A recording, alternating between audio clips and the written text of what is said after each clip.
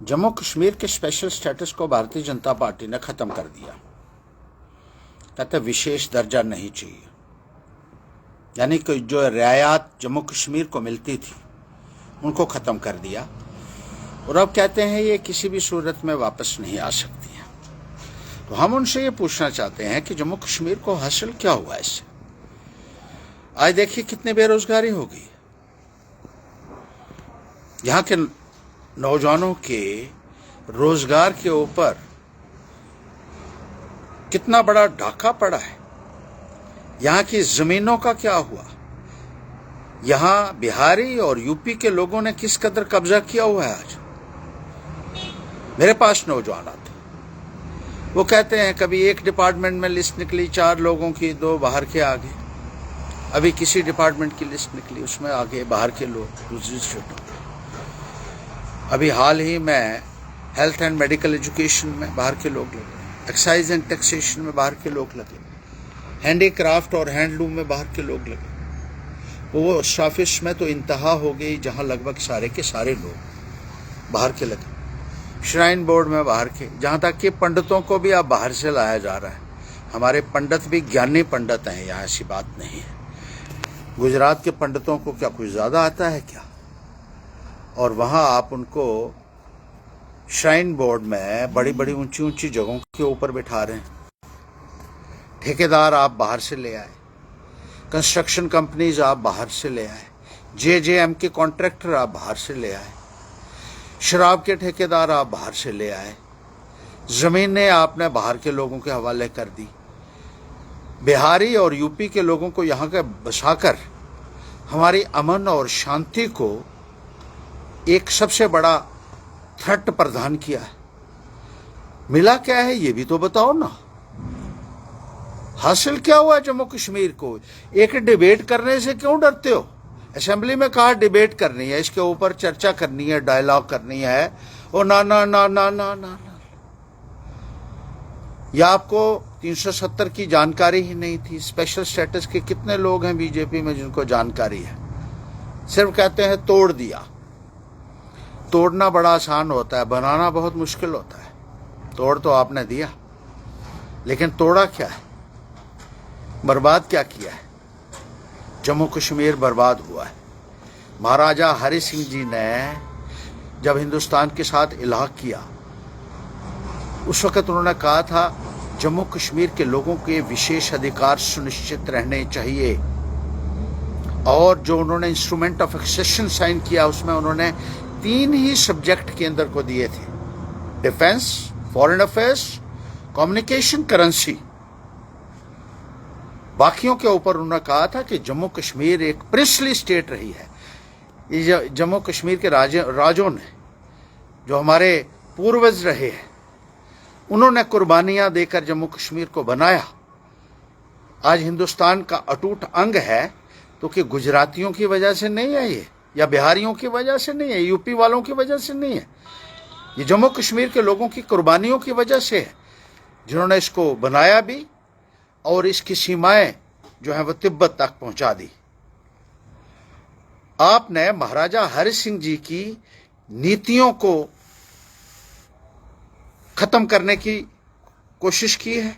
महाराजा हरि सिंह जी की सोच को खत्म करने की कोशिश की है, जिन्होंने कहा था यहाँ का रोजगार यहाँ के नौजवानों को मिलना चाहिए, यहाँ की जमीनें सुरक्षित रहनी चाहिए। जिन्होंने कहा था कि अगर बाहर से लोग आते हैं तो वहाँ जो दहशतगर्दी का माहौल है, जब वहाँ जो अपराध है, वो अपराध यहाँ आ सकता है। इसीलिए उन्होंने कानून बनाए थे, स्टेट सब्जेक्ट लॉज बनाए थे और यहाँ के लोगों के अधिकारों को सुनिश्चित रखा था। महाराजा हरि सिंह जी के उनकी गाने वाले लोग जो हैं, कि उनके बड़े पुजारी जो बने बनते हैं, आज वो उन्हीं के बनाए हुए कानूनों को निरस्त करने के ऊपर भंगड़ा क्यों डाल रहे हैं। आज वो क्यों ये कहते हैं कि वो कानून वापस नहीं आ सकते। आपने यहां के लोगों के अधिकारों के ऊपर डाका डाला है। जम्मू कश्मीर ही वो रियासत नहीं है जहां विशेष दर्जा है।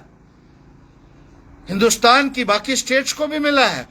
अरे गुजरात को मिल सकता है मोदी जी, आर्टिकल 371 में गुजरात भी है जिन स्टेट्स को स्पेशल स्टेटस है, गुजरात को मिल सकता है लेकिन जम्मू कश्मीर को नहीं देंगे। अरे भाई क्यों? महाराष्ट्र को दे सकते हैं, महाराष्ट्र का भी नाम है स्पेशल स्टेटस वाली स्टेट्स में।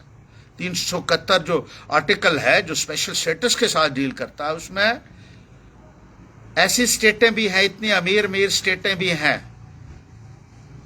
उनको भी विशेष दर्जा है। बिहार में जो आपके संबंधी हैं बने हुए नीतीश कुमार जी, वो भी विशेष दर्जा चाहते हैं, स्पेशल स्टेटस चाहते हैं। आंध्रा वाले बात कर रहे हैं कि हमें और कंसेशंस चाहिए कुछ स्पेशल, और जम्मू कश्मीर को आपने ऐसे ही समझ लिया कि पांव के तरे रौंद लो, कोई पूछने वाला। स्टेट्स छीन ली, जमहूरियत से लोगों को कई सालों तक वंचित रखा, स्टेट भी छीन, यूनियन टेरिटरी बना दिया, जो मर्जी कर लो। जम्मू कश्मीर के लोगों को अपने पांव तले रौंदना बंद कर दो। यहाँ के नौजवानों को अपने अधिकार चाहिए, यहाँ के लोगों को अपने अधिकार चाहिए। और आप तो मोदी जी कहते थे 2-2 करोड़ नौकरियां, 2-2 करोड़ नौकरियां देंगे, कभी ऐसे करके घुमा के उंगलियां ये दो हर साल।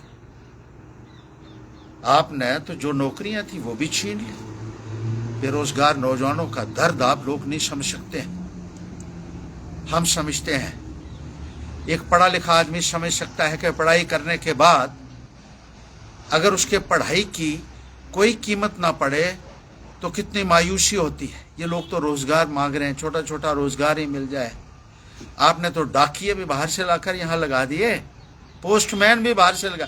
क्या हमारे नौजवान उस काबिल भी नहीं रहे कि वो ये नौकरी कर सकें? जम्मू कश्मीर आज जवाब चाहता है। ये आपके थोड़े से लोग होंगे अंधभगत जो लोगों को गलत गुमराह करके आपके हर फैसले के ऊपर ताली बजाते हैं। जो बीजेपी जो भी फरमान निकालती है उसको धर्म का नाम देकर लोगों को गुमराह किया जाता है, लोगों को बरगलाया जाता है। और एक दिन ऐसा आएगा, मुझे लगता है कि हमारे लोग बिहारियों के गोडे दबा रहे होंगे। साढ़े लोग एक दिन इन्हें गोडे दबा दा होना, कुर्सी पर इन्हें बैठे दा होना, सारे अज भी बैठे दिन बाहर से ही ऑफिसर लाए, वही सब संभाल रहे हैं। लेकिन आम लोग जो आज कोई कहीं रोजी रोटी किसी तरीके से अपनी पैदा कर रहे हैं, वो भी नीचे बैठे होंगे जमीन के ऊपर, और बिहारी कुर्सी के ऊपर बैठकर अपने पांव दबवा रहा होगा यहां के लोगों से। ये सूरत हाल जो बन रहा है, ये भारतीय जनता पार्टी की देन है। हम चाहे एमएलए हैं या नहीं हैं, बीजेपी वाले जितनी मर्जी गाली हमको दे लें, बाहर बैठे हुए भी हमें देते रहते हैं। हालांकि उनको पूछा उनको जाना चाहिए जो कुर्सी के ऊपर बैठे हैं। लेकिन इन लोगों की भी मजबूरी है, क्योंकि पैसे मिलते हैं इसके लिए। हर्षदेव को टोको, क्योंकि हर्षदेव एक्सपोज कर सकता है। हर्षदेव पूरे लोगों की बात करता है, गरीब की बात करता है, किसान की बात करता है, मजदूर की बात करता है। इसलिए और हर्षदेव को किसी ना किसी तरीके से जो है वो हरास करो, इंटिमिडेट करो। हर्षदेव डरने वाला नहीं है, जितनी मर्जी धमकियां दे दो। बीजेपी वाले लोग धमकियों के अलावा और कुछ नहीं दे सकते हैं। जिंदगी और मौत ऊपर वाले के हाथ में है, लेकिन हर्षदेव बोलता रहेगा आपके गलत फैसलों के खिलाफ, और जो हमारे लोगों के साथ आप गलत कर रहे हैं वो कभी मैं चैन से नहीं बैठ सकता जब तक मैं आपकी जुल्म जोर जबरदस्तियों के खिलाफ आवाज न उठाऊं। फिर वो हर्षदेव क्या रहा, ये याद रखिएगा। आपका एक एक फैसला जो है, हर्षदेव जो महसूस करेगा कि लोगों के खिलाफ है, गरीब के खिलाफ है, मजदूर के खिलाफ है, नौजवान के खिलाफ है, खड़ा होगा और अपनी आवाज बुलंद करेगा। और किसी में ताकत नहीं मेरी आवाज को दबा सके।